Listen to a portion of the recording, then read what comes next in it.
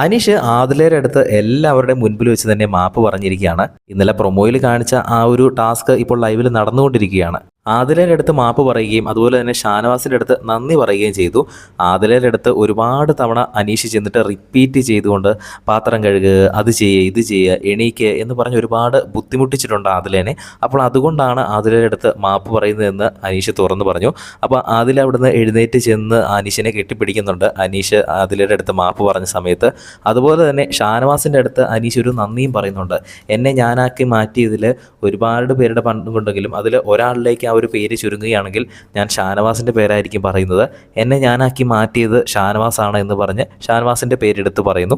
അങ്ങനെ ആദിലയുടെ അടുത്ത് സോറിയും ഷാനവാസിൻ്റെ അടുത്തൊരു നന്ദിയും അനീഷ് പറയുന്നുണ്ട്. അങ്ങനെ പോയിരിക്കുമ്പോൾ തന്നെ ഷാനവാസിനെ കെട്ടിപ്പിടിക്കുന്നുണ്ട്. ഇത് ബിഗ് ബോസ് കൊടുത്തൊരു ടാസ്ക്കാണ്. ആരോടെങ്കിലുമൊക്കെ മാപ്പ് പറയാനോ അല്ലെങ്കിൽ ആരോടെങ്കിലുമൊക്കെ നന്ദി പറയാനോ അവസരം കിട്ടിയിട്ടില്ലെങ്കിൽ നിങ്ങളുടെ മനസ്സ് തുറന്നിക്കാനുള്ള ഒരു സമയമാണ് എന്ന് പറഞ്ഞ ഒരു ടാസ്ക് കൊടുത്തിട്ടുണ്ട്. ടോപ്പ് 7 ആണ് ഈ ഒരു അവസരം കൊടുത്തിരിക്കുന്നത്. കൂടുതൽ അപ്ഡേറ്റുകളുമായി വീണ്ടും